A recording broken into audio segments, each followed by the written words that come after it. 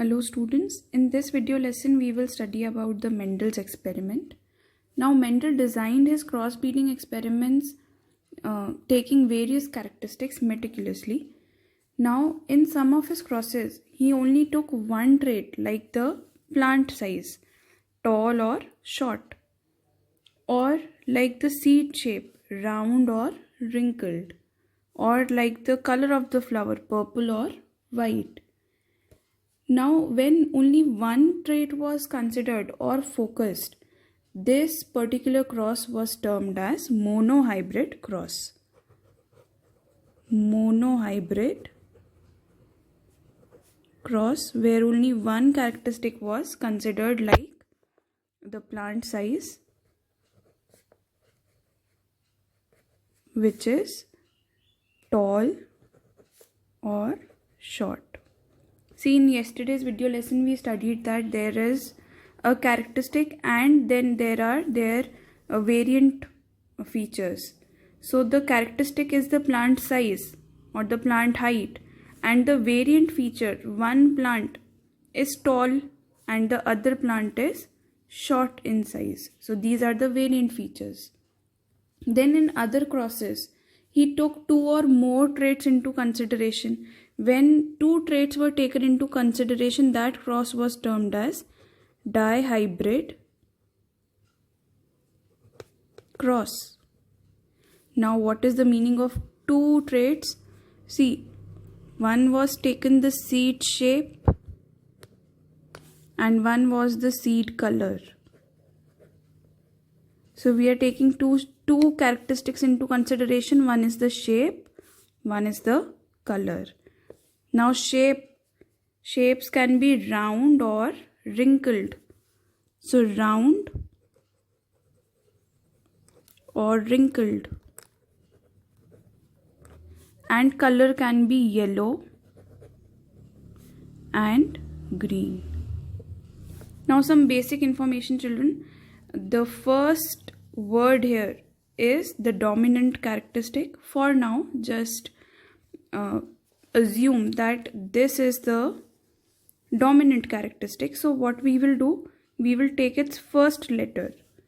So the dominant trait is round, so we will form genes out of it, and the same small letter will be the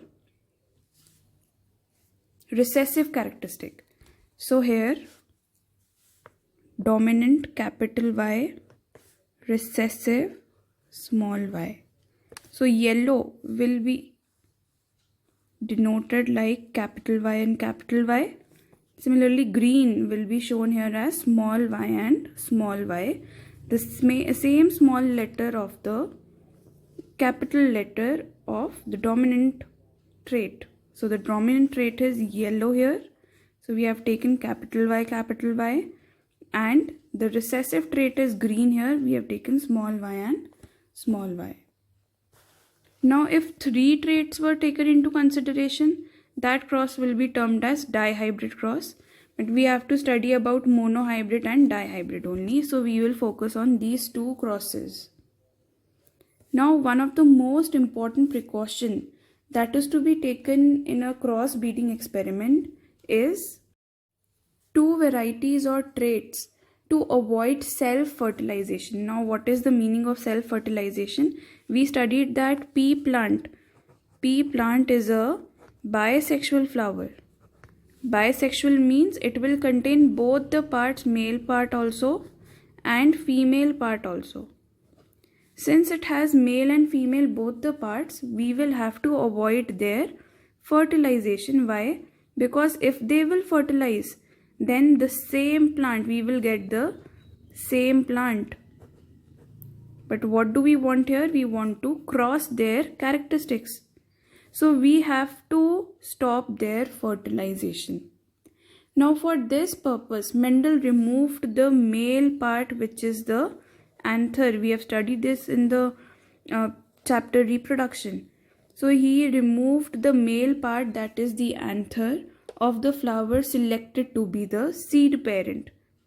So the parent, in the parent flower, the male part was removed and before the female part gets matured, before the female part is the gynoecium, before it get matured, the male part was removed so that self-fertilization can be stopped. This process is known as emasculation. Emasculation. So this was the most important precaution before doing the crossbreeding experiment. Again, what was the precaution? To remove the male part of the flower, which is the anther, before the female part, which is gynoecium, the female part gets matured, so that we do not obtain the same plant and a crossbreeding experiment can be done. This process is known as emasculation. Now what happened is, Mendel crossed two plants showing contrasting expressions, say for a single trait, like for a tall plant and for a short plant. So there were two plants, one was a tall plant and one was a short plant. So here in the flower, there will be a male part and a female part. Similarly, here in the flower, there will be male part and female part. So what he did was, he removed the male parts of these flowers before the female parts get matured. This process was emasculation. Then he took the male part of, say, the tall plant and attached it with the female part of the short plant. So this is how the crossbreeding is done. He took the male part of the tall variety.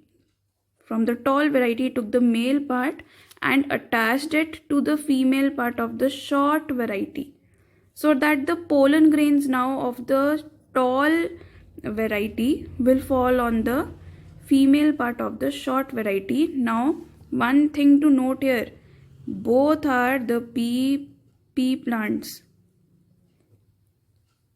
So as we know, reproduction can take place in the same species. So this is how the crossbreeding experiments were done. And when we get the first generation here, the first generation was termed as first filial generation.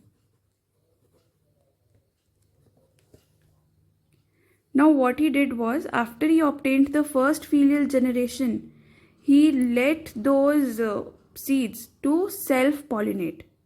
After we get the seeds of the first generation, they will self-pollinate and form a second generation which will be termed as second filial generation.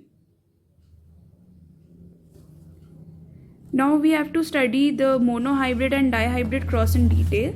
Before starting that, I want you to understand two terms, that is genotype and phenotype. Let us study this with the help of an example.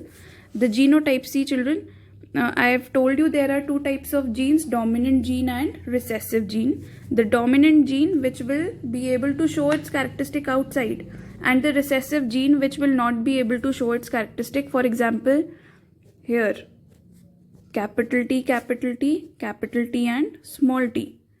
Now here both the genes are capital T, that means this will also show tall character, this will also show tall character. Now here see, here one is tall and one is short. This is a tall character, this is a short character. Now here one will be dominant and one will be recessive. As I have said, we always write the capital letter of the dominant gene. That means tall gene here is dominant. So this plant on outside, we will be able to see this plant as a tall plant. We will also be able to see this plant as a tall plant. So both the plants are tall, but their genetic constitution is not same. So this means the genotype. Its genotype is different. Its genotype is different. In its genotype, there are two tall characters, and its genotype, it has two different characters. One is the tall character, one is the short character. So its genetic constitution is different.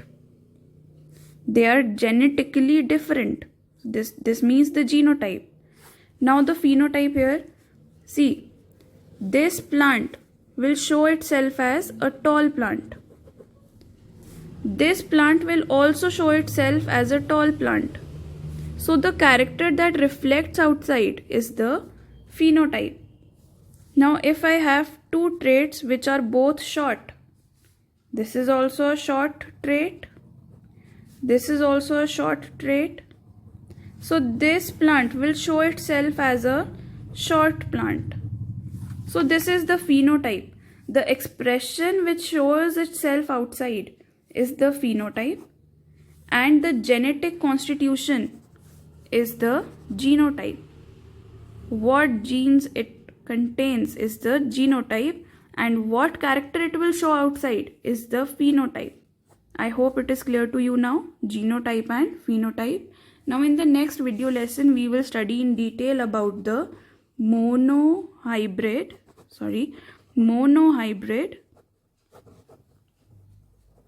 cross.